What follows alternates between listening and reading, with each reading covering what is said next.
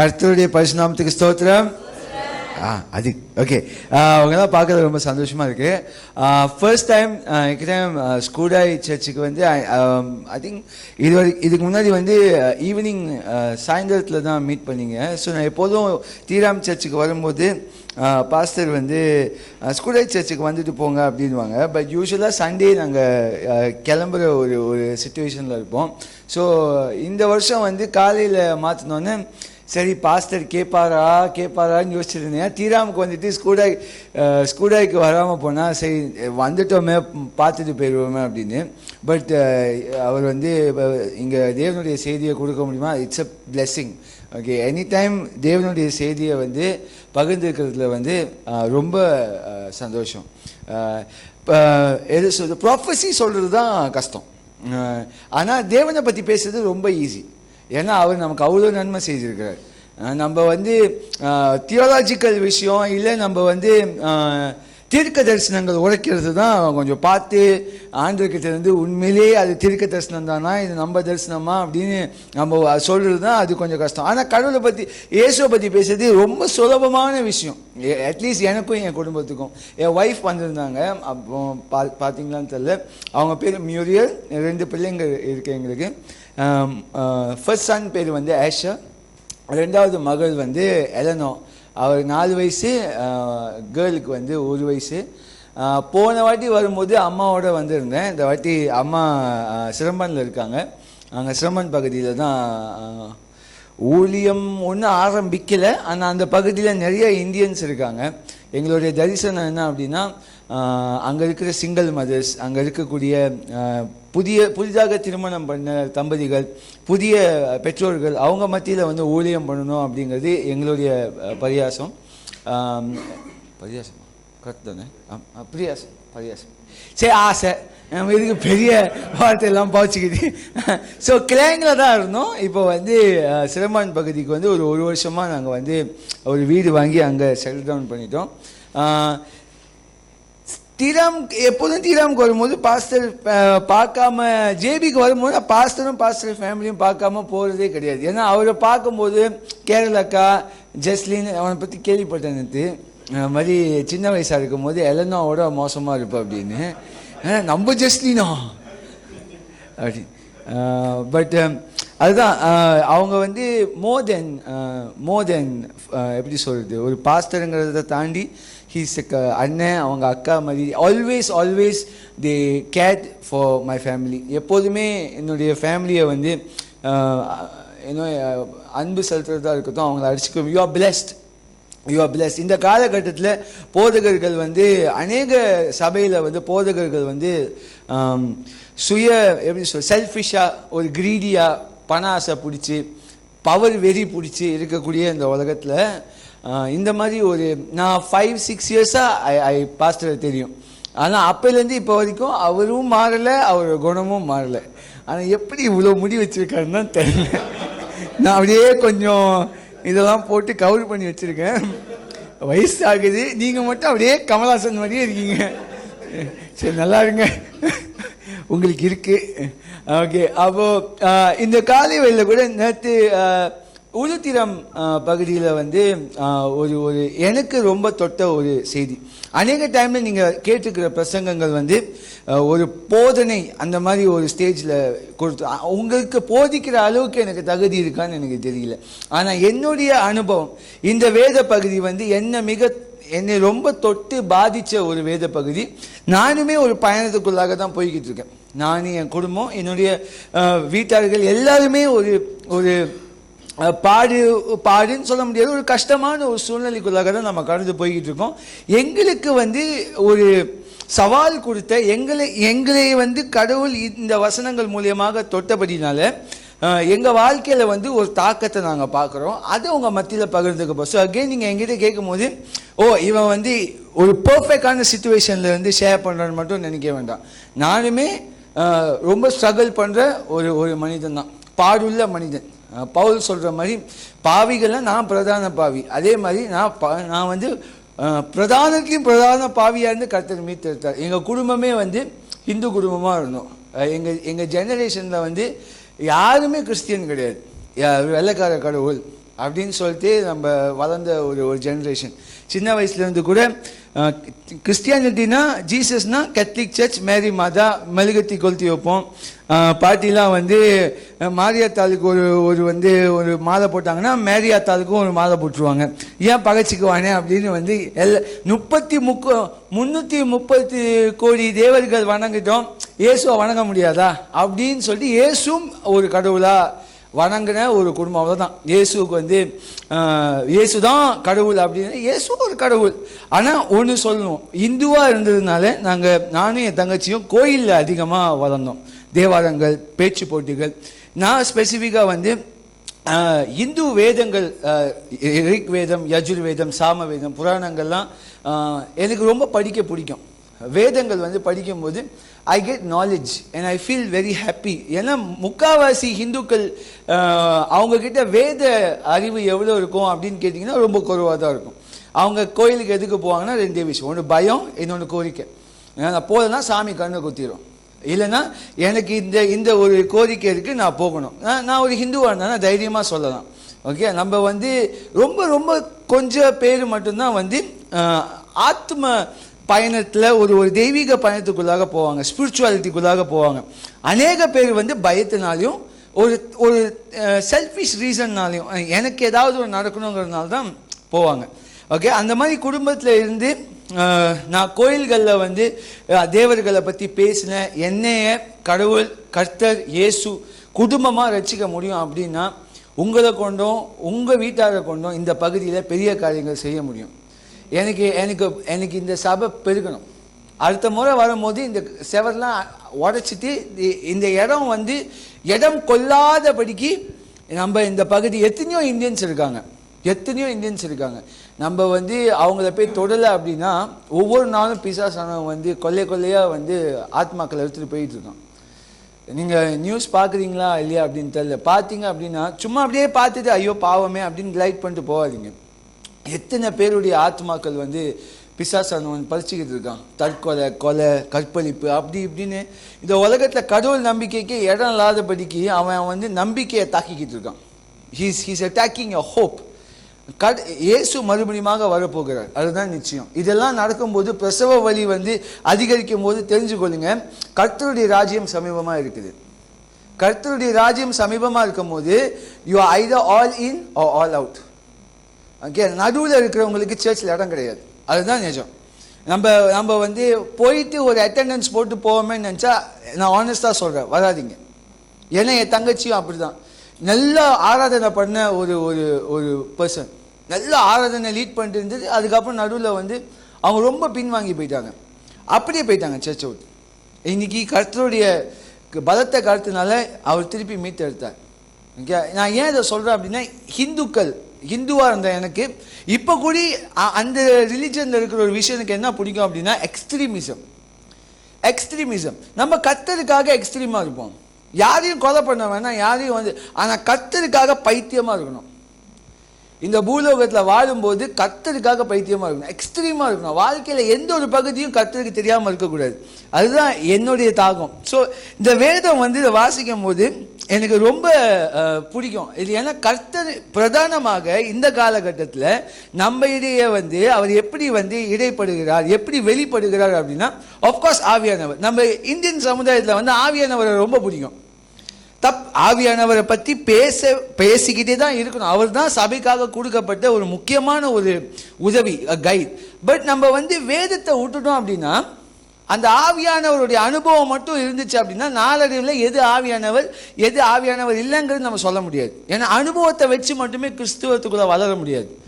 நம்ம வந்து வர்ஷிப் இன்னைக்கு நல்லா இருந்துச்சு, அப்படியே ஆவியில் நிரம்பின மாதிரி இருந்துச்சு அப்படின்னு தவறு கிடையாது. ஆனால் எல்லாமே it should come back to scriptures.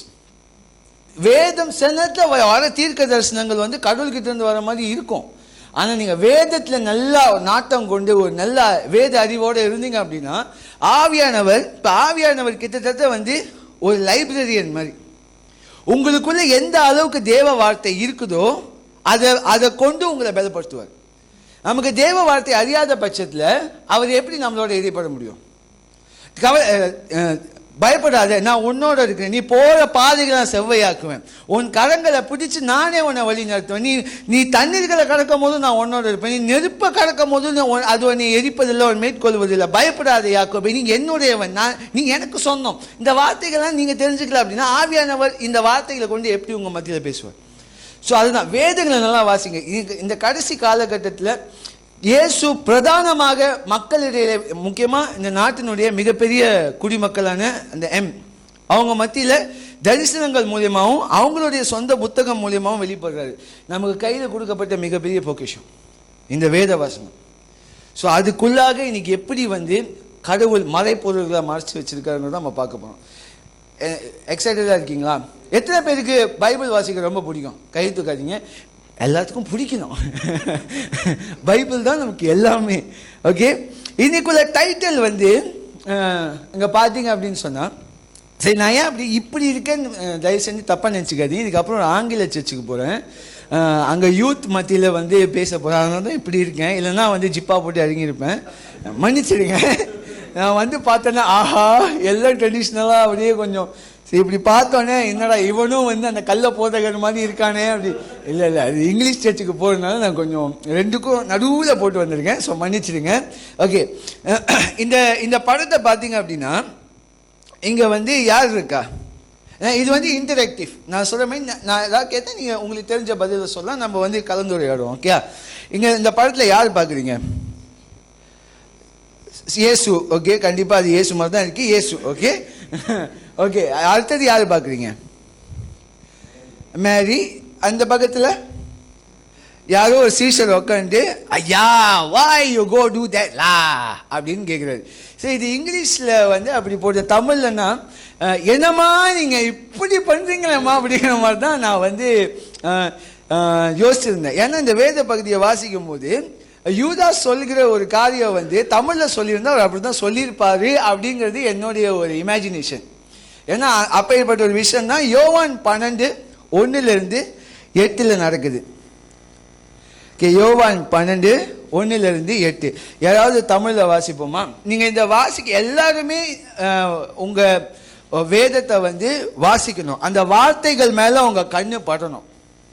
ஒவ்வொரு வார்த்தைகள் மேலேயும் உங்கள் கண்ணு படணும். எந்த ஒரு வார்த்தையிலேருந்தும் அந்த வார்த்தை பட அப்படியே நீங்கள் படிக்கும் போது ஆவியானவர்கிட்ட கேளுங்க, என்ன வெளிப்படுத்த விரும்புகிறீங்க என்னோட? I am just here as a guide. I am not the one who is bringing God's word. I am just a vessel. நான் வெறும் வெசல் தான். உண்மையிலே God's word கொண்டு வருது ஆவியானவர். நான் பேசும்போது உங்கள் ஹார்ட்டில் ஒரு மெசேஜ் தோணும், அதுதான் செய்தி. உங்களுக்கு ஒரு மாதிரி வரும், உங்களுக்கு ஒரு மாதிரி வரும். அதான் ஆவியானவருடைய மினிஸ்ட்ரி. பட் ஆவியானவரோட இணைந்து இந்த வசனத்தை என்னோட படிங்க. தமிழில் யாராவது படிக்கிறவங்க இருக்கீங்களா? யார்? நீங்கள் படிங்க. பஸ்கா பண்டிகை வரும் 6 நாளைக்கு முன்னே இயேசு தம் மரணத்திலிருந்து எழுப்பின லாசரு இருந்த பெத்தனியாவுக்கு வந்தார். அங்கே அவருக்கு இராவிருந்து பண்ணினார்கள். மார்த்தாள் பணிவிடை செய்தால், லாசருவும் அவனோடே கூட பந்தி இருந்தவர்களில் ஒருவனாய் இருந்தான். அப்பொழுது மரியாள் வெளியேற பெற்ற கலக்கமில்லாத நாள்தான் என்னும் தைலத்தின் ஒரு இரத்தல் கொண்டு அதை இயேசுவின் பாதங்களில் பூசி தன் தலைமயிரால் அவருடைய பாதங்களை துடைத்தாள். அந்த வீடு முழுவதும் தைலத்தின் பருமலை தைலத்தினால் நிறைந்திருந்தது. அப்பொழுது அவருடைய சிசிரின் ஒருவனும் அவரை காட்டிக் கொடுக்க போகிறவனும் ஆகிய சீமோனுடைய குமாரனான யூதாஸ் கரியோத்து இந்த தைலத்தை 300 பணத்துக்கு விற்று தரித்திரித்து கொடாமல் போனதென்ன என்றான். அவன் தரித்திரத்தை குறித்து கவலைப்பட்டு இப்படி சொல்லாமல், அவன் திருடனாய் இருந்தபடியினாலும் பணப்பையை வைத்துக்கொண்டு அதிலே போடப்பட்டதை சுமக்கிறபடினாலும் இப்படியே சொன்னான். அப்பொழுது இயேசு, இவளை விட்டுவிடு, என்னை அடக்கப்படும் நாளுக்காக இதை வைத்திருந்தால் தரித்தர் எப்பொழுதும் உங்களிடத்தில் இருக்கிறார்கள், நான் எப்பொழுதும் உங்களிடத்தில் இரேன் என்றார். எனக்கு ரொம்ப பிடிச்ச ஒரு வேத பகுதி. இதே காரியம் மத்தேயு 26:6-13, மார்க்கு 14:3-9 இதுலேயும் இருக்கும். தயவு செஞ்சு ஒரு 2 நிமிஷம் எடுத்து அதையும் படிச்சிருங்க. மத்தேயு 26:6-13. இந்த யோவானுடைய பகுதியை வந்து நல்ல ஞாபகத்தில் வைத்துக்கொள்ளுங்க. நம்ம வந்து அதை கம்பேர் பண்ண போகிறோம். ஓகே, மத்தேயு 26 படிங்க. 6-13. இயேசு பத்தினியாவில் குஷ்டரோகியா இருந்த சீமோன் வீட்டில் இருக்கையில் ஒரு ஸ்திரீ வெளியேற பெற்ற பரிமளம் தைலமுள்ள வெள்ளைக்கால் பரணியம் கொண்டு வந்து அவர் போஜன பந்தியில் இருக்கும்போது அந்த தைலத்தை அவர் சிரசின் மேல் ஊற்றினார். அவருடைய சிஷ்யர்கள் அதை கண்டு விசானமடைந்து, இந்த வீண் செலவு எண்ணத்திற்கு, இந்த தைலத்தை உயர்ந்த விலைக்கு விற்று தரித்திரத்துக்கு கொடுக்கலாமே என்றார்கள். இயேசு அதை அறிந்து அவர்களை நோக்கி, நீங்கள் இந்த ஸ்திரியை ஏன் தொந்தரவுப்படுத்துகிறீர்கள்? என்னிடத்தில் நற்கிரியை செய்திருக்கிறார். தரித்திரர் எப்பொழுதும் உங்களிடத்தில் இருக்கிறார்கள், நானோ எப்பொழுதும் உங்களிடத்தில் இரேன். இதே மார்க்கும் வாசிங்க அப்படின்னா கிட்டத்தட்ட மெத்தியும் மார்க்கும் வந்து ஒரு ரஃப்லி ஒரே மாதிரி இருக்கும், யோவான் கொஞ்சம் வேற மாதிரி இருக்கும். ஓகேங்களா? வேதத்தை வாசிக்கும் பொழுது அதுக்கான நேரத்தை நீங்கள் கொடுத்தீங்க அப்படின்னா எப்படி ஆவியானவர் அதுக்குள்ளே இருந்து மறைப்பொருள்கள் நம்மளோட இடைப்பட முடியுங்கிறது இன்னைக்கு ஒரு எக்ஸ்பெரிமெண்ட் நம்ம பார்க்க போகிறோம். இப்படி வாசித்து நீங்கள் போகும்போது நம்மளுக்கு என்ன தோணுது? உங்களுக்கு என்ன பார்க்குறீங்க? மெயினாக உங்களுக்கு என்ன தெரியுது?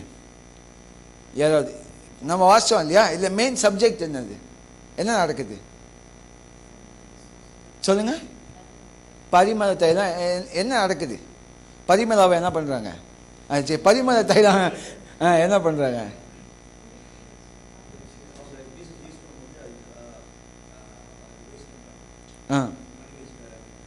ஓகே, வேற வேலை வருது. ஓகே, யார் அந்த அந்த இந்த காட்சியில் யார் இருக்காங்க? இந்த சீனில் யார்? லேசரஸ். ஓகே, மேரி, ஜீசஸ், ஜூதாஸ். ஓகே, இப்போ மத்தேயு மார்க்கில் வந்து யூதாஸ் பேரும் இருக்காது, யோவான் பேரும் இருக்காது. சாரி, யூதாஸ் பேரும் இருக்காது, மேரி பேரும் இருக்காது. யோவானில் வந்து யூதாஸ் பேரும் இருக்கும், மேரி பேரும் இருக்கும். அப்போ பைபிள் தப்பா? யார் வீட்டில் இருக்காங்க? மேரி வீட்லையா? மேரி வீட்லையா இருக்காங்க? நம்ம காலகாலமாக சமத்தில் வாசித்தே போகும்போது என்ன நினைக்கிறோம்? மேரி வீட்டில் தான் இருந்தாங்க அப்படின்னு. உண்மையிலே அவங்க நீங்கள் இந்த 3 பகுதியை கம்பேர் பண்ணி வாசிக்கும் போது அவர் உண்மையிலே சீமோன் வீட்டில் தான் இருக்கார்.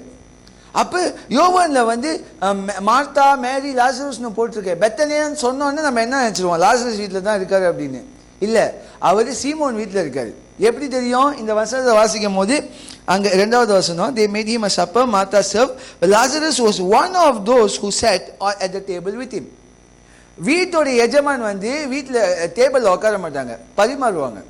அப்போ லாசரஸ் வந்து வந்திருக்கிற விருந்தாளிகளோடு ஒருவராக உட்காந்துருந்தார் அப்படின்னு இருக்கும். இது சின்ன விஷயம்தான். ஆனால் பாருங்கள், இப்போ உங்கள் வீட்டில் வந்து எத்தனை பிள்ளைங்க? 2 பிள்ளைங்களுக்கு, ஒரு பிள்ளைக்கு மேலே இருக்குது உங்கள் வீட்டில். உங்கள் பிள்ளையா இருக்குன்னு அவசியம் இல்லை, 2 பிள்ளைங்க, ஒரு 2-3 பிள்ளைங்க இருந்துக்கிட்டே இருக்கும் வீட்டில். இதை பரவாயில்ல, உங்கள் வீட்டில் வந்து மேபி ஒரு தாமானில் இருக்கீங்கன்னு வச்சுப்போமே, உங்களோட வீட்டில் இருந்து 5வது வீட்டில் வந்து அம்மா சத்தம் கேட்குது. ஓகே, சத்தம் கேட்கும் போது கொஞ்ச நேரத்தில் வந்து பார்த்தா ஒரு காடி பட்டுன்னு வெளியாகுது. அப்புறம் அங்கே கொஞ்சம் பேர் நிற்கிற மாதிரி இருக்குது. அப்புறம் திடீர்னு பார்த்தா போலீஸ்லாம் வருது, உங்களை வந்து கேட்குறாங்க, என்ன ஆச்சு அப்படின்னு. அப்போ கடைசி வீட்டில், அந்த வீட்டிலேருந்து 5வது வீட்டில் இருக்கிற நீங்கள் வந்து சொல்லுவீங்க, ஓ கரெக்டாக ஒரு 5 மணி இருக்கும் காலையில், அம்மான்னு ஒரு சத்தம் கேட்டுச்சு. பார்த்தா திருப்புன்னு வந்து வெளியில் ஒரு கருப்பு காடி வந்து கிளம்பி போகுது, அங்கே 4 பேர் வெளில நின்றுட்டு இருந்தாங்க அப்படின்னு. அப்புறம் 7வது வீட்டில் கேட்கும் போது ஒரு 5:30 மணி இருக்குங்க. அப்போ அப்பான்னு ஒரு சத்தம் கேட்டுச்சு. அப்போ வெளியில் ஒரு கருப்பு காடி போது ஒரு 7 பேர் நின்றுட்டு இருந்தாங்க அப்படின்னு 7வது வீட்டுக்கு சொல்லுவாங்க. 13வது வீட்டில் ஒரு 4:45 மணி இருக்குங்க. அப்போ வந்து ஐயோ ஒரு சத்தம் கேட்டுச்சு. அப்போ திடீர்னு நான் வந்து ஓடி வந்து பார்த்தா ஒரு 2 பேர் நின்றுட்டு இருக்காங்க அப்படின்னு. அப்போ நீங்கள் போலீஸாக இருந்தீங்கன்னா இவங்க சொல்கிறதெல்லாம் பொய், இவங்க சொல்கிறதெல்லாம் உண்மையா பொய்யா? உண்மை. அந்த 3 பேருமே ஒரே விஷயத்த சொன்னாங்க அப்படின்னா அது பொய். ஏன்னா 13வது வீட்டில் இருக்கிறவங்க அவங்களுடைய பார்வைக்கும் அவங்களுடைய கேள்விக்கும் என்ன போய் சேருதோ அதை தான் அவங்க சொல்ல முடியும். 3வது வீட்டில் இருக்கிறவங்க, பக்கத்து வீட்டில் இருக்கிறவங்க, இவங்க எல்லாம் எதெல்லாம் பார்த்துருக்க கூடும் அதை வச்சு அவங்க கணிப்பாங்க உண்மையிலேயே அங்கே என்ன நடந்திருக்கு அப்படின்னு. இதுதான் வந்து ட்ரையாங்குலேஷன் ஆஃப் டேட்டா அப்படின்னு சொல்லுவாங்க. இப்போ நீங்க வந்து 4 தெருவு தள்ளி இருக்கிற நீங்க பக்கத்து வீட்டில் இருந்த மாதிரி நீங்க சொன்னீங்க அப்படின்னா நீங்க தான் கொலைகாரன். புரியுது என்ன சொல்றேன்னு? இப்படிதான் வந்து சியாசத்தை நடக்கும். நீங்க 4 தெருவு தள்ளி இருக்கீங்கன்னா உங்களால என்ன பார்க்க முடியுமோ அதுதான் நீங்க சொல்லணும். அப்ப மத்தேயு, மார்க்கு, லூக்கா, யோவான் வந்து சில காரியங்கள் இது பார்த்தீங்கன்னா 6 நாளைக்கு முன்னாடி இருக்கும், மத்தேயுல 2 நாள் முன்னாடி இருக்கும். 6 நாளா 2 நாளா? அப்ப வேதம் தப்பு தானே? அடப்பாவி, அவங்க வந்து அடிச்சு துன்புறுத்தி சிலுவையில் தலைகீழா தொங்க விடுறதுக்கு வெயிட் பண்ணிட்டு இருக்காங்க. 6 நாளா 2 நாளாங்கிறது அவங்களுக்கு எப்படி ஞாபகம் இருக்கும்? ஆனா இந்த 4 வேதத்தை வாசிக்கும் போது இந்த டேட்டாவை வச்சு நம்ம என்ன கன்க்ளூட் பண்ணலாம் அப்படின்னா, இயேசு ஒருத்தவங்க வீட்டில் இருந்தாரு, இருக்கும்போது ஒரு பெண்மணி வந்து ஒரு விலை உயர்ந்த எண்ணெயை ஊற்றி அபிஷேகம் பண்ணுறாங்க. அது சில பேருக்கு சலசலப்பை உண்டாக்குது. அந்த இடத்துல ஒரு சின்ன மனஸ்தாபம் மாதிரி சில பேருக்கு உண்டாகுது. இதுதான் நடந்த ஒரு விஷயம். ஓகேங்களா? ஸோ இதை மட்டும் நம்ம காரை வெளியில் எடுத்துருவோம். இதுதான் மெயின் ஐட்டம். அது 6 நாள் முன்னாடியா 2 நாள் முன்னாடியா உங்க சைமன் வீடு மாதிரி இருக்குது, லாசர், இதெல்லாம் நமக்கு தேவையில்லாத இன்ஃபர்மேஷன். ஓகே, இதுலேயே நம்ம டைம் மெயின் விஷயத்தை வெளியில் எடுத்துருவோம். இங்கே ஏதோ ஒரு விஷயம் நடக்குது. இப்போ இதுக்குள்ளே நம்ம ஜூம் இன் பண்ணி போவோம். இப்போது நேற்று உளு தெரியாமல் ஒரு விஷயம் சொல்ல மறந்துட்டேன். இப்போ வீட்டுக்கு வந்து விருந்தாளிகள் வந்தாங்க அப்படின்னா யூத கலாச்சாரத்தில் என்ன பண்ணுவாங்க? இப்போ இன்னைக்கு கூட யூத கலாச்சாரமும் நம்ம கலாச்சாரம் கிட்டத்தட்ட ஒன்று தான். நம்ம வீட்டுக்குள்ளே போகும்போது யூஸ்வலாக நீங்கள் உண்மையிலே லைக் அந்த கலாச்சாரத்தில் வளர்ந்துருந்தீங்க அப்படின்னா என்ன பண்ணிட்டு உள்ளே போகணும்? கால் கழுவிட்டு உள்ளே போகணும். இன்றைக்கி எல்லாம் கொஞ்சம் மாடர்ன் ஆயிடுச்சு. நான் போகிற அநேக வீட்டில் வந்து செருப்போட உள்ளுக்கு போகிறாங்க. போயிட்டு சப்பாத்துக்குன்னு ஒரு ரூம் இருக்குது, சப்பாத்தை கழட்டி வச்சுட்டு அப்புறம் வெளியே இப்போ சட்டையெல்லாம் வைக்கிறதுக்கு ஒரு ரூம் இருக்குது. ஒரு வீட்டுக்கு போயிருந்தேன், this is our wardrobe room அப்படிங்க. என்னது வார்ட்ரோப்புக்கு ரூமா? டே, என் குடும்பமே உள்ள தங்கலாமடா, அநியாயம் பண்ணுறீங்க. சப்பாத்தி, திஸ் இஸ் ஷூ ரூம். ஷூக்கு ரூம். வாவ் மை காட், என் ஷூ எல்லாம் என் காடியிலே தான் இருக்கும். ஓகேயா? ஸோ அந்த மாதிரி யூத கலாச்சாரத்தில் வீட்டுக்கு வந்து ஒரு விருந்தாளி வராங்க அப்படின்னா கால்களை கழுவி தான் உள்ள அனுப்புவாங்க. ஞாபகம் வச்சுங்க. இப்போ நம்ம ஜூம் இன் பண்ணுவோம்.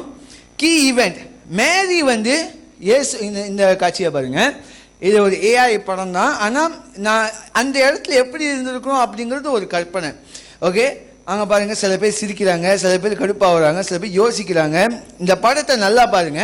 இந்த படத்தில் ஒரு காரியம் வந்து உங்க கவனத்தை ஈர்க்குதுன்னா அது எதா இருக்கும்? காலு சத்தமா சொல்லுங்க, தவறு இல்லை. உங்க கண்ணுக்கு தெரிய விஷயம் எனக்கு தெரியாம இருக்கலாம். படத்தில் இருக்கிறது தான் சொல்றீங்க. காலில் வந்து என்னது? அபிஷேகம் பண்றாங்க. ஓகே, அது உங்க கவனத்தை ஈர்க்குது. அப்புறம் பாத்திரம் உடஞ்சிருக்கு. வேற அல்ல, யூதாஸ் யாரு? பணப்பை வச்சிருக்காங்க. பணப்பேய், பணப்பை ரெண்டும் ஒன்று தான்.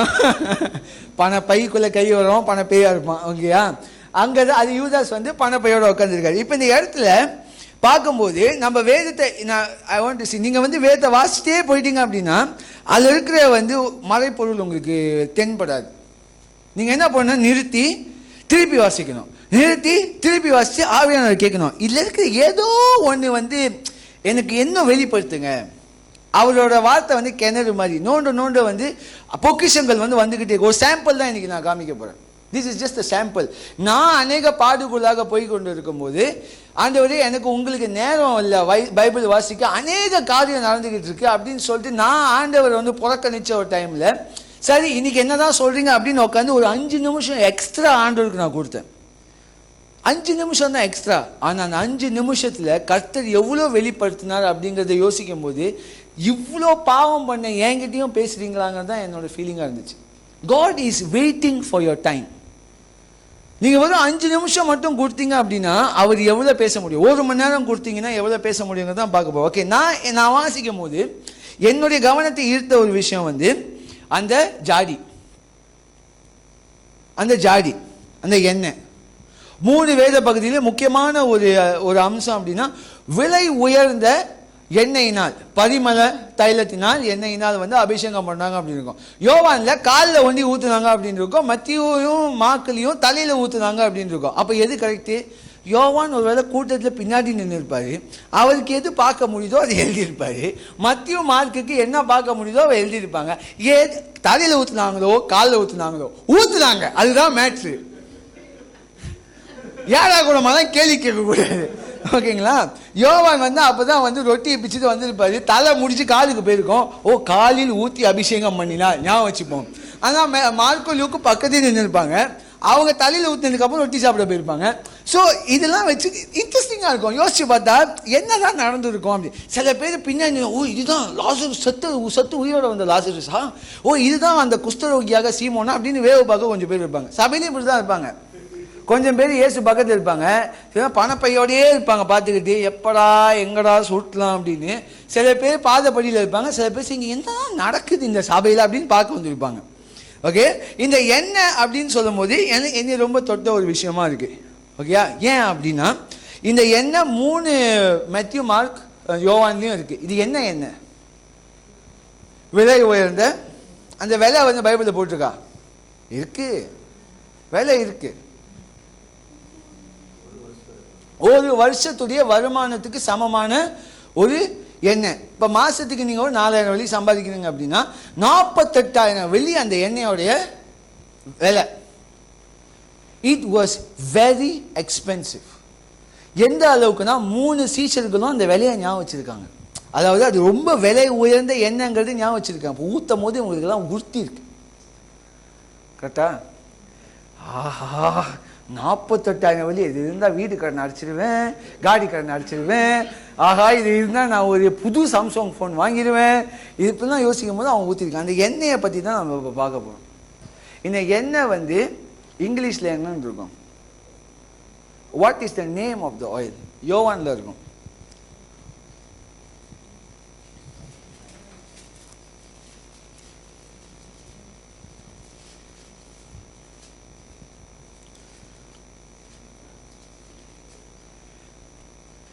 இங்கிலீஷில் இது பியோர் நாட் இல்லை ஸ்பைக் நாட் அப்படின்னு இருக்கும். சுத்தமான பரிமள தைலம் அப்படின்னு சில வெர்ஷன்ஸில் இருக்கும். பியோர் நாட், ஸ்பைக் நாட் அப்படின்னு இருக்கும். நெக்ஸ்ட் படத்துக்கு போங்க. இந்த பியோர் நாட், ஸ்பைக் நாட் எப்படி நம்ம தயாரிக்கப்படுது? இந்த எண்ணெய் முதலாவது நம்ம வாசிக்கும் போது நினச்சிருப்போம் இது எருசலேமில் இருந்து அவங்க வாங்கி வச்சிருக்கிற ஒரு எண்ணெய் அப்படின்னு. ஆனால் இது எருசலேமில் தயாரிக்கப்படுகிற எண்ணெயே கிடையாது. இது மேல் நாட்டு, அதாவது இந்தியா, நேபாள், அவங்களுடைய நார்தர்ன் சைட் மேல் பகுதியில் அங்கே இருந்து ஸ்பெசிஃபிக்காக ரொம்ப கஷ்டப்பட்டு தயாரிக்கக்கூடிய ஒரு எக்ஸ்பென்சிவான ஆயில். ஏன்னா அந்த oil is very rare to find. பார்க்கறது கஷ்டம், அதை தயாரிக்கிறதும் அதை ப்ரொடியூஸ் பண்ணுறதும் அதை விட கஷ்டம். அதனால தான் அந்த ஆயில் வந்து விலை உயர்ந்த ஆயில். எருசலேமுக்கு சம்பந்தமே இல்லாத இடத்துல இருந்து இம்போர்ட் பண்ணப்பட்ட எண்ணெய். ஞாபகம் வச்சுங்க, எருசலேம்ல இருந்து சம்பந்தமே இல்லாத இடத்துல மேல் பகுதியிலிருந்து இம்போர்ட் பண்ணப்பட்ட எண்ணெய். இந்த எண்ணெய் எப்படி தயாரிக்கிறாங்க? இந்த ஒரு வேர் இருக்கும், அந்த ஒரு செடிக்கு அந்த வேர் இருக்கும், வேரோட அதை எடுத்து அந்த வேரில் ரைசோம்னு ஒரு இடம் இருக்கும். அந்த வேரோட ஒரு பகுதியில், அந்த பகுதியை வந்து ஒரு ஒரு எப்படி சொல்கிறது, அந்த குத்துவமை போட்டு பாட்டில் மெஸ் இடிக்கல், இடிக்கல், அந்த இடிக்கல்ல போட்டு இடின்னு இடிப்பாங்க, அடின்னு அடிப்பாங்க. எவ்வளோ தூரம் அடித்து உடைக்கிறாங்களோ அந்த இதுல இருந்து எண்ணெய் வெளியாகும். அடிக்க அடிக்க அந்த ரூட்ல இருந்து எண்ணெய் வெளியாகும். வெளியாகிற எண்ணெயை வந்து ஒரு எல்லா ஜாடியிலையும் போட முடியாது. ஏன்னா அதோட நறுமணம் தான் அதோட ஸ்பெஷாலிட்டி. அது உடைக்கும் போது அந்த எண்ணெய் வெளியாகும்ல, அந்த எண்ணெய் அந்த நறுமணம் வந்து 7 நாள் தாங்கும். 7 நாள் தாங்கும். பாருங்க, இப்போ கார்த்திக் சுப்புராஜ் படம், மணிரத்னம் படம், அவருக்குள்ள வந்து பச்சை லைட்டு பைக்கிறாங்க, மஞ்சள் லைட்டு பைக்கிறாங்க, சங்கர் இங்கே வச்சிருக்காரு கேமராவை அப்படின்னு இவ்வளோ டீட்டெயிலிங்காக பார்க்க. தசாவதாரத்தில் இந்த கமல்ஹாசன் யார் தெரியுமா அப்படின்னு பார்க்குறோமே, அந்த சராசரத்தையும் படித்த the author of all creation Bible இப்படி எழுதியிருப்பாருன்னு நினைக்கிறீங்க? உள்ளுக்கு அவ்வளோ டீட்டெயிலிங் இருக்கு. அவ்வளோ டீட்டெயிலிங் உள்ள ஆண்டு பதுக்கி வச்சிருக்காரு. தேடுறவன் கண்டுபிடிப்பான். If you seek for it you will find it. இந்த ரூட் அடிக்க அடிக்க அந்த எண்ணெய் வெளியாகும். அந்த எண்ணெயோடைய நறுமணம் 7 நாள் தாங்கும். அது தாங்கிறதுக்காக ஒரு ஸ்பெஷல் ஏலபெஸ்டர் ஜாருக்குள்ளே அதை வைப்பாங்க. ஏலபெஸ்டர் ஜாருக்குள்ளே அதை வச்சு மூடும்போது அதோட நறுமணம் அப்படியே ப்ரிசர்வ் ஆகிருக்கும். அப்புறம் அது வந்து எருசலேமுக்கு இம்போர்ட் பண்ணுவாங்க. இம்போர்ட் பண்ணி யார் அதை வாங்குவாங்க அப்படின்னா சமுதாயத்தில் நல்ல பேர் மதிப்புள்ள ஆளுங்க, காசு இருக்கிறவங்க வாங்குவாங்க. முக்கியமாக அவங்களுடைய மகளுடைய திருமணத்துக்கு வாங்குவாங்க. ஏன் திருமணம் அப்படின்னா, திருமணம் எருசலேமில் இஸ்ரேலில் 7 நாள் நடக்கும். அது 7 நாள் பண்டிகை மாதிரி 7 நாள் நடக்கும். அந்த 7 நாளைக்கும் அந்த நறுமணம் தாங்கணும். அதுக்கு தான் இந்த பரிமள எண்ணெயை பயன்படுத்துவாங்க. மக்களே இங்க பாருங்க, நான் என்ன சொல்றேன் அப்படின்னா, இந்த இடத்துல அந்த எண்ணெயை கொண்டு மேரி இயேசுவை அபிஷேகம் பண்ணுகிறார். இயேசுடைய அவர் கூப்பிடக்கூடிய அந்த டேர்ம் என்னது? த எம் மேசியா. இயேசுவை மேசியான்னு கூப்பிடுவோம். மேசியாவுக்கு அர்த்தம் என்னது? தி வெரி குட், அபிஷேகம் பண்ணப்பட்டவன் அப்படிங்கிறது அது அர்த்தம். அபிஷேகம்னா என்னது? அனாயிண்டிங்னா என்னது? இன்னைக்கு சபையில் அநேக பேர் எனக்கு அனாயிண்டிங் வேணும், அனாயிண்டிங் வேணும் அப்படின்னு சொல்கிறோமே. அனாயிண்டிங் பைபிளில் வாசிக்கும் போது கண்டமணிக்கு கொடுக்கறது இல்லை. அனாயிண்டிங் உனக்கு முன்னாடி ஒரு ராஜரீகம், ஒரு அரசாங்கம், ஒரு சவால் வருது அப்படின்னா அந்த சவாலை, அந்த ராஜ்யத்தை, அந்த ஒரு கவர்மெண்ட்டை சந்திக்கிறதுக்காக கடவுள் உன்னைய ஒரு தகுதிக்குள்ளாக்குவார். He will anoint you with strength to face the challenges in front of you. தாவீதை அனாயிண்ட் பண்ணது ராஜாவாகிறதுக்கு, சவுல் அனாயிண்ட் பண்ணது ராஜாவாகிறதுக்கு. வாருக்கு போகிறதுக்கு முன்னாடி, போர்க்களத்துக்கு போகிறதுக்கு முன்னாடி அனாயிண்ட் பண்ணுவாங்க, போய் ஜெயிச்சுட்டு வா அப்படின்னு. அனாயிண்டிங் அப்படின்னு வருதுன்னா அதுக்கப்புறம் பாடு வரப்போகுதுன்னு அர்த்தம். அதை உன்னால மட்டும் சந்திக்க முடியாது. தேவ பலன் உனக்கு வேணுங்கிறத ஞாபகப்படுத்துறதுக்கு தான் அனாயிண்ட் பண்ணுவாங்க. இப்போ இயேசுவை அனாயிண்டட் ஒன் அப்படின்னு சொல்றோம் அப்படின்னா என்னத்தை சந்திக்கிறதுக்காக, எதை சண்டை பிடிச்சி வீழ்த்துறதுக்காக அவர் அபிஷேகம் பண்ணப்பட்டார்னு நினைக்கிறீங்க? இயேசு எருசலேமுக்கு சம்பந்தமே இல்லாத ஒரு ஆள், இந்த பூலோகத்துக்கே சம்பந்தம் இல்லாத ஒரு ஆள். தேவனாகிய கர்த்தர், he was one with God, he was with God, he was God. கடவுள் மனித ரூபமா அவதரித்தார்ல, அந்த அவதாரத்துடைய பேர் தான் இயேசு. இப்போ தேவகுமாரனுக்கு தேவகுமாரன் என்ற ஒரு தோற்றம் இருக்கு. அதாவது 100% காடுங்கிற நேச்சர் இருக்கு. ஆனால் அவர் 100% ஹியூமன் நேச்சரும் ஒரு பாலகனா பிறக்கிறாரு. எதுக்கு? அவர் இந்த பூமிக்கு அபிஷேகம் பண்ணப்பட்டு அனுப்பப்பட்டது எதுக்கு அப்படின்னா, மனிதனை கன்சியூம் பண்ணிட்டு இருக்கக்கூடிய பாவத்திலிருந்தும் சாபத்திலிருந்தும் மனுஷனை மீட்கிறதுக்காக கடவுளே இந்த பூமியில மனுஷனா அவதரித்து பாவியா மாறல, பாவமாய் மாறினார். அந்த மனுஷ அந்த காஸ்மோஸுடைய ஒட்டுமொத்த பாவத்தையும் தன்மேல சுமந்தார். இனி அவர் நாமத்தை விசுவாசிக்கிறவன் எவனோ அவன் கெட்டு போகாமல் நித்திய வாழ்வை அடையும்படிக்கு அவன் ஜீவித்து இருந்து தேவனுடைய நாமத்தை பிரஸ்தாபப்படுத்தணும் அப்படின்னு என் பரிசுத்த தேவன் சாபமானார். இந்த அபிஷேகம் தான் அவர் அந்த அபிஷேகம் பண்ணப்பட்டவனுக்கு அர்த்தம். இந்த அபிஷேகம் பண்ணப்பட்டவன் நம்ம சொல்றோம் இல்லையா? எந்த இடத்துல இயேசு ஓப்பனா அபிஷேகம் பண்ணப்படுறாரு? தாவீதுக்கு சாமுவேல் செய்றாரு.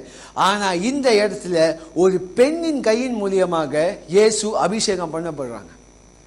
யோசிச்சு பாருங்க, பிறக்கிற இடத்துல, அபிஷேகம் பண்ணப்படுற இடத்துல, உயிர் தள்ளுற இடத்துல, 3 இடத்துலையும் ஏதோ ஒரு மேரி இருக்காங்க. சும்மா டீட்டெயில் நீங்க யோசிச்சு பாருங்க. எப்படி கடவுளால ஒரு நபருடைய பேரை வச்சு இயேசுடைய எல்லா பகுதியிலையும் மேரின்னு ஒரு ஆள் இருந்துகிட்டே இருக்காங்க. எந்த பெண்மணியை இந்த சமுதாயத்திலிருந்து ஒதுக்கி வைக்கிறாங்க? நீ சும்மா மார்த்தா மாதிரி சாப்பாடு கொடு போதும், நீ அப்படி இரு போதும், நீ இப்படி இரு போதும். பைபிள்ல பெண்மணிக்கெல்லாம் மரியாதையே இல்லை. You know the world is saying the Bible doesn't respect women. I strongly disagree. My God, God of God, King of King, பரிசுத்தமான தேவன், ராஜாவின் ராஜா அவர் உட்கார்ந்துருக்காரு. அவரை அனாயிண்ட் பண்றதுக்கு ப்ராஃபட்டை கூப்பிடல, ராஜாவை கூப்பிடல, நாட்டு தலைவரை கூப்பிடல, மேரிங்கிற ஒருத்தர் அனுமதிக்கிறாரு. அந்த எண்ணெயை பார்க்கும்போது மேல இருந்து இறக்கப்பட்ட ஒரு எண்ணெய், அது அடிக்க அடிக்க அடிக்க அடிக்க வெளியாகக்கூடிய ஒரு எண்ணெய். அந்த நறுமணம் 7 நாள் தாங்கக்கூடிய ஒரு நறுமணம். இயேசுவை பிரதிபலிக்கிற ஒரு விஷயம் தான் அந்த எண்ணெய். It was resembling Jesus Christ. இயேசு நம்மளுக்கு நெக்ஸ்ட் பிக்சர் போங்க. இயேசு நம்மளுக்கு நெக்ஸ்ட் இயேசு நம்மளுக்காக அடிக்கப்பட்டு உடைக்கப்பட்டு ஒரு சொட்டு ரத்தம் கூட உடம்புல இல்லாதபடிக்கு அனைத்தையும், அந்த ஜாடி உடைஞ்சிச்சு இல்லையா, அவங்க ஊற்றிட்டு அந்த ஜாடி எடுத்து வச்சிருக்கலாம். கொஞ்சமாக ஊற்றிட்டு, இயேசுவை நான் உன்னை அபிஷேகம் பண்ணிக்கிறேன், இதோ இவ்வளோ ஒரு 2 மில்லிமீட்டர் ஊற்றிட்டு எடுத்து வச்சிருக்கேன், இது என் திருமணத்துக்காக வைத்து கொண்டிருக்கிறேன். மேரி அதை பண்ணல, ஒட்டச்சா அலபஸ்டர் ஜார். உங்களுக்கு இல்லாத எவனுக்கும் தேவையில்லை, வரான் அவன், கல்யாணம் நடக்குதோ இல்லையோ, I don't care. she did that. அவங்க அதை செஞ்சதுக்கு ஒரே காரணம், she knew அது இயேசு ஒரு மனுஷன் மட்டும் இல்லை அப்படின்னு. அவர் இரட்சகராகிய தேவனை தெரிஞ்சா மட்டுமே தான் ஒரு பெண்மணி ஆம்பளை கூட்டத்தை தள்ளிக்கிட்டு வந்து இப்படி ஒரு விஷயத்தை அவங்க செய்ய முடியும். அவங்க வாழ்க்கைக்கு சேர்த்து வச்சிருந்த அச்சாரமான ஒரு விஷயத்தை விட்டு எறிகிறாங்க. யோசிச்சு பாருங்க, அந்த இடத்துல ஒரு ஆம்பளையோட காலை பிடிச்சி அவங்க முடியினால தொடக்கிறாங்க. மீன்ஸா அவங்களுடைய ஆனர், அவங்களுடைய value, she is pouring at the feet of Jesus. என்னுடைய மரியாதை, மானம், எனக்கு இருக்கிற எல்லா சொத்து சொகம், என்னுடைய ஆஸ்தி அந்தஸ்தி, என்னுடைய பெருமை பொறுமை எல்லாத்தையும் உங்க காலில் போடுறேன். அங்க இருக்க ஆம்பளை எல்லாம் பேசுவோம், பாக்குற அந்த பொம்பளைய இயேசுக்க முடியில தொடக்கிறான். அங்க இருக்கிறவங்க ஆன்டிங்கெல்லாம் பேசியிருப்பாங்க, ஆமா அவன் என்ன இவங்களுக்குள்ள என்ன உறவு இருக்கோ, சும்மாவா விடுவாரு இயேசு அவர் காலை தொடக்க. தாவிச்சியை விட மோசமான ஆளுங்க நம்ம சர்ச்சில் இருக்காங்கய்யா. அவன் வந்து காலை தொடக்கிறான்னா இவருக்கு என்ன ஆச்சான், இவர் மட்டும் காலை கொடுத்துக்கிட்டு அப்பட்டேன்னு உட்காந்துருக்காரு. இவளை இதுக்கு மேலே கட்டுவான், எவன் இதுக்கு மேலே இவளை கட்டுவான், வாழை வெட்டியா தான் இருக்கணும். அவன் இப்படிலாம் பேசியிருப்பாங்களா இல்லையா? யூதர்களுக்கும் நம்மளுக்கும் பெரிய வித்தியாசம்லாம் இல்லை. அவங்க பாவி தான், நம்ம படுபாவி. மேரி அங்கேயே கொண்டிருப்போம் வார்த்தையினால. அவன் பேசலன்னு நினைக்கிறீங்களா? அந்த மேரியை பேசி பேசியே ஓட வச்சாங்க ஈஜிப்டுக்கு. பயந்தே ஓடினாங்க இயேசுடைய அம்மா. இந்த மேரி ஐ டோன்ட் கேர், என்னாலும் பேசிட்டு போய் என் ஃபியூச்சரே போனாலும் போடுவாங்க. அவள் ஜாடியை உடைக்கிறான். உங்களுக்கு இல்லாத இந்த எண்ணெய் எவனுக்கும் தேவையில்லை. If it's not for you, it's not for anybody, it's for you, not a man. You are Jesus, you are my creator, you are my savior, you are my redeemer, you are my all. என்னுடைய இரட்சகர், என்னுடைய தேவன், என்னுடைய மீட்பர், எனக்கு எல்லாமுமே நீங்க தான் அப்படின்னு சொல்லிட்டு அந்த இடத்துல அவ ஜாடியை உடைக்கிறார். இயேசு கொஞ்ச நாள் கழிச்சு, within 7 days அந்த நறுமணம் என்ன ஒரு பாடியில் இருந்திருக்கும். அந்த 7 நாள்ல அவருடைய ஜாடியை உடைக்கிறார். அவர் ஜாடியை உடைச்சி, நான் சிலுவையில் வந்து 1 கிலோமீட்டர் தான் போவேன், இல்லை ஒரு கையில் மட்டும்தான் நான் வந்து ஆணி அடிக்க விடுவேன். யோசிச்சு பாருங்க, he withheld nothing. எதையும் அவருக்கு வைத்துக்கொள்ளாமல் தேவனாய் இருந்தோம் அவர் அடிமையின் ரூபம் எடுத்து அனைத்தையுமே திறந்தார் அப்படின்னு இருக்கும். Though he was God, he took the form of a born servant. Not just servant, born servant. He was bonded to this anointing. அவருடைய ஜாடி உடைக்கிறாரு. அவன் குத்தி கிழிச்சவன் இருக்கான்ல, அவன் தான் அந்த கடைசி சொத்த ரத்தத்தை பார்க்கறான். அடுத்தது வந்து தண்ணி தான் வருது. எப்போ தண்ணி வரும்? உடம்புல ரத்தமே இல்லாமல் போனால் தான் தண்ணி வரும். அப்போ அவருடைய கடைசி சொட்டு ரத்தம் வர வரைக்கும் அவர் எதையுமே விட்டு வைக்காதபடிக்கு அனைத்தையுமே உங்களுக்காகவும் எனக்காகவும் கொடுத்தார். அதுதான் அந்த எண்ணெயோடைய மதிப்பு. அங்கே தான் இயேசு சொல்றாரு, அவளை விட்டுருங்க, அவள் என்ன செய்யறான்னு உங்களுக்கு தெரியாது. 7 நாளில் நீங்கள் பார்ப்பீங்க. இனி எங்கெல்லாம் என்னை பற்றி பேசுகிறாங்களோ அங்கெல்லாம் மேரி பண்ணதை பற்றி பேசுவாங்க. 2000 வருஷம் கழிச்சு இன்னைக்கு நம்ம மேரியை பற்றி பேசிகிட்டு இருக்கோம். அந்த நறுமணம் வீடு ஃபுல்லாக நிறைஞ்சிச்சுன்னு யோவான் எழுதுறாரு. யோவான் பத்மோஸ் தீவில் இருக்கும் போது அவர் யோசிச்சு பார்த்துருப்பார் இந்த விஷயத்தை. மெத்தியும் மார்க்கும் வந்து அவசரமாக எழுதுறாங்க. ஏன்னா அவங்களுக்கு எப்போ சாவு வர போதும் தெரியாது. பட்டுன்னு எழுதணும், எல்லாத்தையும் எழுதி ஆளுங்களுக்கு அனுப்பணும். ஆனால் யோவான் இதெல்லாம் படிச்சுட்டு பத்மோஸ் தீவில், ஏன்னா அவர் விஷத்தை கொடுத்தாங்க, அவர் சாகலை. அவரை தூக்கி வந்து தீவில் போட்டாங்க, அப்பையும் சாவலை, பசியும் சாவலை. அங்கே உட்காந்து ரெவலேஷன் எழுதுறாரு. ரெவலேஷன் சரி, அங்கே ஒரு மாதிரி ஆண்டவர் கூட்டிகிட்டு போயிட்டு ரெவலேஷன்லாம் காமிச்சு இதெல்லாம் காமிச்சு ஓகே எழுதுறாரு. அப்போ அங்கே அவர் எழுதுகிற ஒரு விஷயம்தான் இந்த விஷயம். அவருடைய எண்ணத்துக்கு வரக்கூடிய ஒரு விஷயம். அந்த வீடு முழுவதும் அந்த நறுமணம் இருந்துச்சு. அப்போ யோசிச்சு பாருங்க, இயேசுவுடைய சிலுவை மரணம் இன்னைக்கு உலகத்தையே ஆட்டி படைக்குது, எல்லாத்தையும் ஸ்தம்பல் பண்ணுது, எல்லா மதத்தினரும் எல்லா ஆளுங்களையும் அசைக்கக்கூடிய ஒரு விஷயம் இயேசுடைய சிலுவை மரணம். எந்த அளவுக்கு அப்படின்னா, ஒரு மதம் இருக்குங்க, அது இயேசுவ கடவுள் இல்லைன்னு சொல்றதுக்குன்னே உருவாக்கப்பட்ட ஒரு மதங்க. அந்த மதத்துல எவ்வளவெல்லாம் இயேசுவை புறக்கணிக்க முடியுமோ அந்த மதத்துடைய மெயின் பர்பஸே இயேசுவை கடவுள் இல்லைன்னு சொல்லணும் அப்படின்னு. பிசாசு ஆனவனால இஸ்மாயில் வழியில வந்த ஒரு ஒரு ஒரு விஷயம் அது. ஓகே, இயேசுவை டைரக்டா எதிர்க்கணும் அப்படின்னு ஐசாக்கும் இஸ்மாயிலுக்கும் என்னைக்கும் கை ஓங்கி இருக்கும். இன்னைக்கும் அந்த மதத்துக்கும் கிறிஸ்தவத்துக்கும் என்னைக்கும் கை ஓங்கி இருக்கும். அப்படி உண்டாக்கப்பட்ட மத புத்தகத்துல இயேசு எங்க பரிசுத்தமா தான் தெரியப்படுறாரு. சிலுவை மரணத்துல இயேசுவ கடவுள் சாவு இல்லையா, ஏன்னா அவர் அவ்வளவு பிடிக்குமா கடவுளுக்கு, அவர் தூக்கிட்டாங்க. அந்த புத்தகத்துல இருக்கு. எல்லாருமே செத்தாங்களாம். அவங்க இன்னைக்கு கூட பெருசா வைத்திருக்கக்கூடிய அவரு அப்படி இறந்த கல்லால் அடிபட்டு செத்து போனாங்க. ஆனா இயேசு மட்டும் சிலுவையில் அந்த கடவுள் சாவு இல்லையா. பாருங்க, பிசாசானவனாலே நம்ம கடவுளை ஒன்றும் பண்ண முடியல. எழுத பார்த்துருப்பான், ஆனா முடியல. அந்த அளவுக்கு அவருடைய மரணம் பரிசுத்தமானது, பவர்ஃபுல்லான விஷயம். அப்படிப்பட்ட கடவுளை வர்ஷிப் பண்ற நம்ம எப்படி வாழ்ந்துட்டு இருக்கோம்? அந்த ரெண்டாவது விஷயம் நம்ம ஜூம் பண்ணி பார்ப்போம். அந்த படத்துக்கு திருப்பி போங்க. ஃபர்ஸ்ட் இந்த படத்தில் பார்த்தீங்க அப்படின்னா யூதாஸ் தெரியுறானா, அவர் அந்த வேதத்தை வாசிச்சிங்க அப்படின்னா அவர் கேள்வி கேட்குறாரு. வாட்டி அந்த பைபிளை வாசிக்கும் போது நியாயமான கேள்வி தானே அப்படின்னு தான் தோணுச்சு. எந்த லூஸாவது 50,000 வெள்ளி மதிப்புள்ள எண்ணெயை தூக்கி ஒருத்தவங்க காலில் ஊற்றுவாளா? ஏயா ஒரு அளவு வேணாமா? ஏ பைத்தியமா இருக்க, என்னம்மா நீ இப்படி பண்ணிட்டியம்மா? நான் இயேசுவை என்னமோ ரோமர்களை எதிர்த்து தாக்க போறாரு அப்படின்னு பின்னாடி வந்தா, இவரு பாட்டுக்கு போய் பாவிகள் வீட்டில் சாப்பிட்றாரு, இவரு பாட்டுக்கு போய் மலையில உட்காந்து ப்ரே பண்றாரு, பிரசங்கம் பண்றாரு, இவரு பாட்டுக்கு மீன் பிடிக்கிறாரு. யோ எப்பயா சண்டை போடுவ, உன்னை நம்பி எல்லாத்தையும் விட்டு வந்தனையா அப்படின்னு யூதாஸ் இருக்கும் போது, அப்பப்போ ஐயோ காசு எல்லாத்தையும் கொடுத்துட்டோமே, சரி பணப்பைக்குள்ள கொஞ்சம் காசை விட்டு எடுப்போமே. அப்ப யோவான் எழுதுறாரு என்னன்னா, அவன் வித்து ஏழைங்களுக்கு கொடுக்குறான்னு அவன் நல்லவன் நினைச்சிடாதீங்க, அவன் அவ்வளவு பெரிய யோகியெல்லாம் கிடையாது, அவனே ஒரு திருட்டு பையன் அப்படின்னு. யோவானுக்கு கொஞ்சம் குசும்பு அதிகம். யோவானுடைய உயிர்த்தெழுதலோட ரெக்கார்ட்லாம் பார்த்தீங்க அப்படின்னா, பேதுருவும் நானும் ஓடினேன், ஆனால் தேவனுக்கு பிரியமான சீசன் தான் வேண்டாம். எப்படி இயேசு உயிர்த்தெழுந்து உலகமே ஆடி போய் கிடக்கு, இவருக்கும் பேதுருக்கும் ரேசிங் காம்படிஷனா.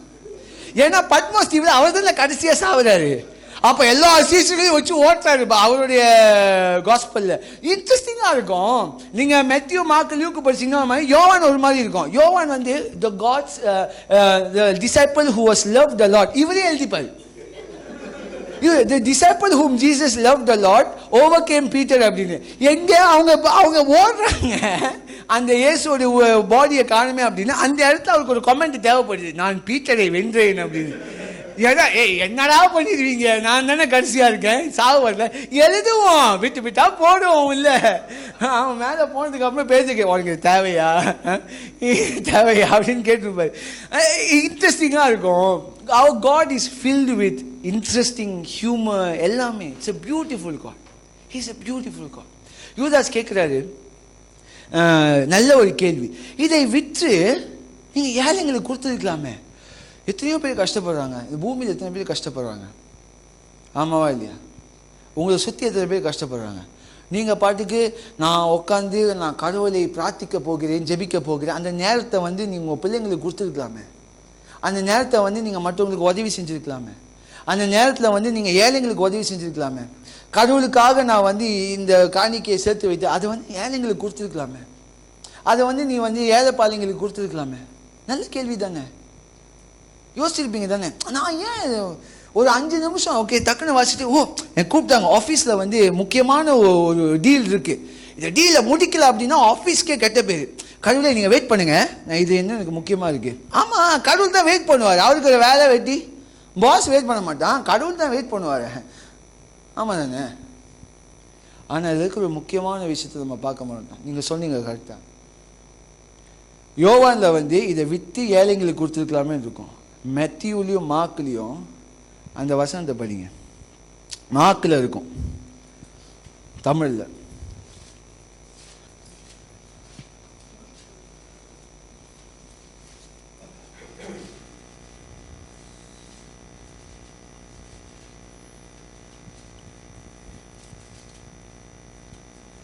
மார்க் 5 நினைக்கிறேன், 4 verse chapter 4 verse 5 14 chapter 14 verse 5 நினைக்கிறேன். மார்க் 14:5. இதை 300 பணத்துக்கு அதிகமான கிராயத்துக்கு விட்டு தரித்திற்கு கொடுக்கலாமே என்று சொல்லி அவளை குறித்து முறுமுறுத்தார்கள். மார்க்லையா மேத்யூலையா எதுலையோ ஒன்று இருக்கும். மேத்யூ வாசிங்க 26. ஏன் இதை வீணாய் அந்த மாதிரி வேஸ்ட் அப்படின்னு இருக்கும்.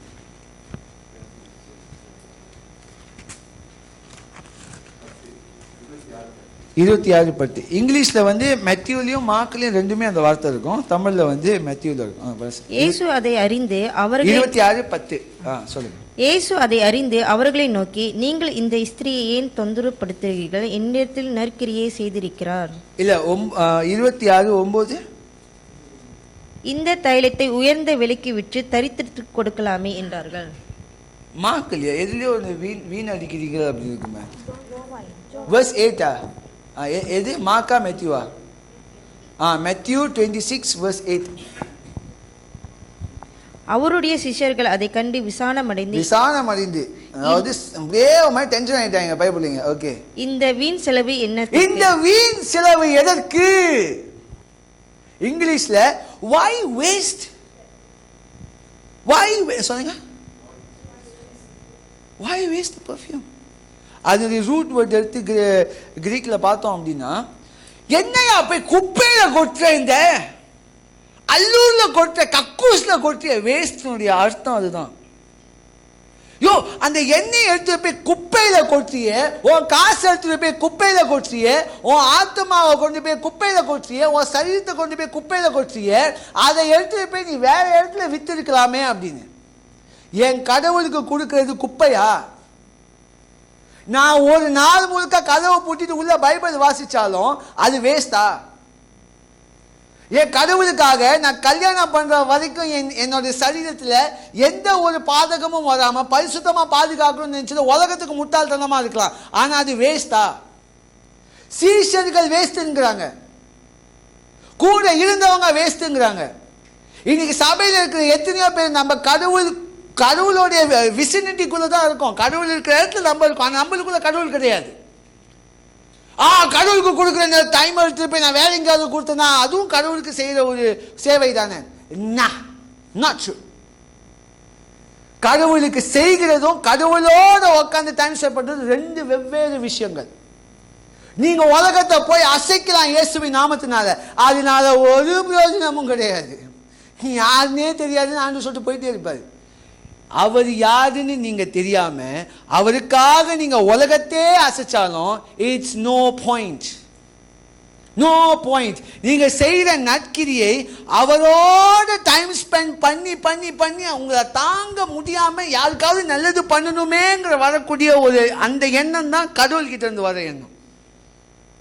கடவுள் கூட டைம் பண்ண பண்ண பண்ண இப்போ இந்த வேதத்தை வாசிக்க ஆவியான உள்ள ஒன்று கொடுப்பா, ஐயோ நல்லா பண்ணுமே அப்போ போய் யாருக்காவது உதவி பண்ணீங்களே, அதுதான் கடவுள்கிட்ட இருந்து வர விஷயம்.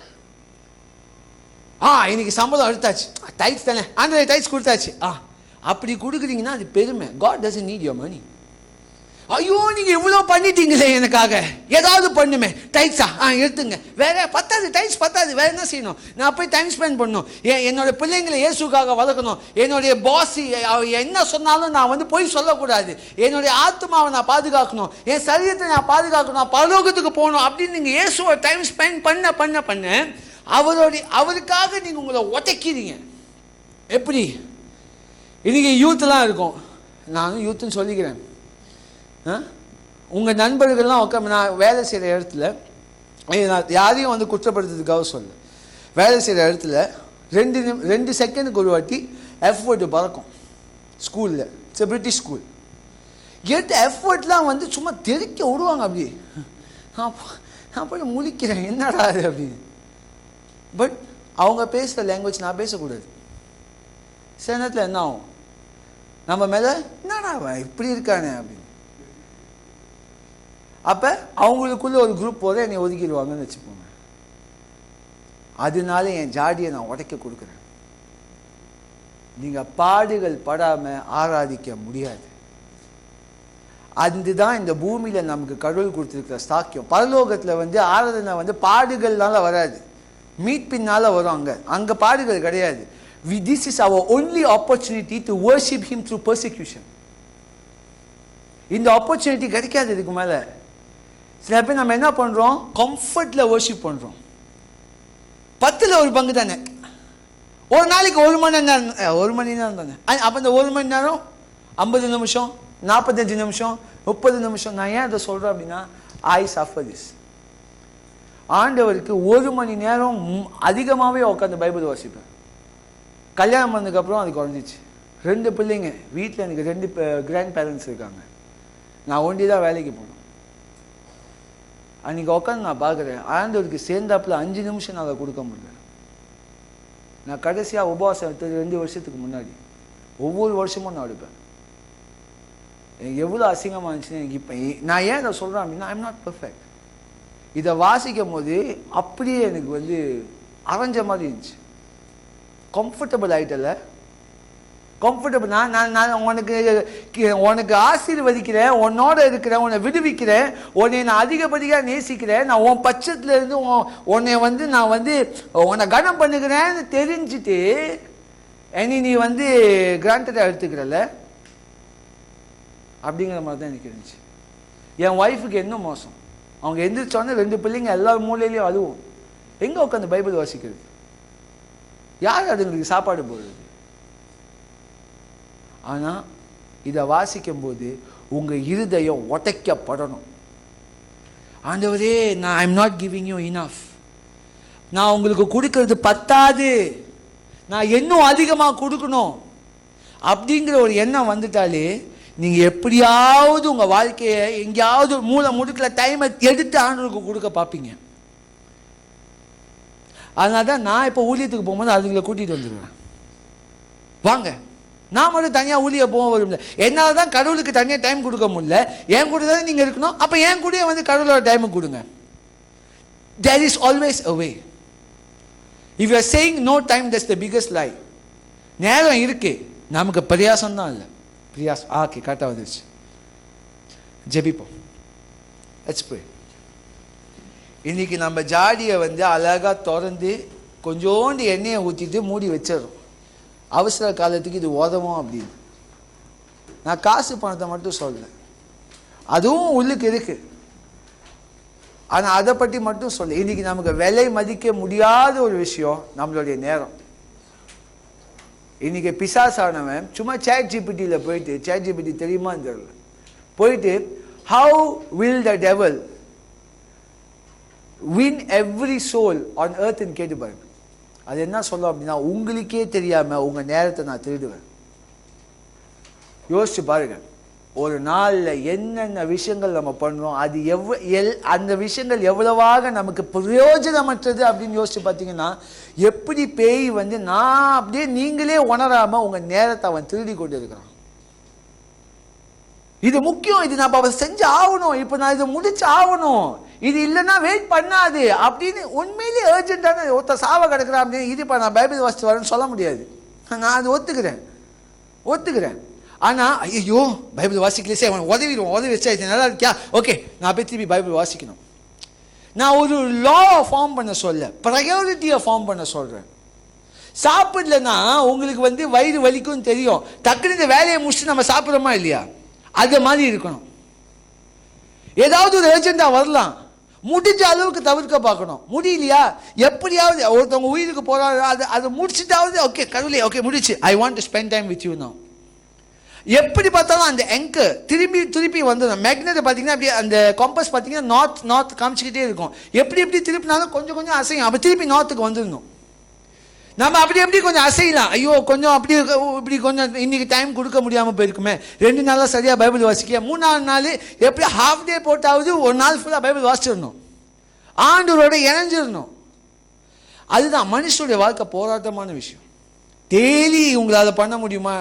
ஐ am not saying that, but don't get comfortable living without God. கடவுளற்ற வாழ்க்கையை வாழ்றதுல கம்ஃபர்டபுள் ஆயிடாதீங்க. உங்களுக்கே தெரியாமல் பேய் கொஞ்சம் கொஞ்சமாக உங்கள் இருதயத்தை வந்து அனலும் இல்லாமல் குளிரும் இல்லாமல் ஒரு ஸ்டேலான இருதயத்தை மாற்றிடுவோம்.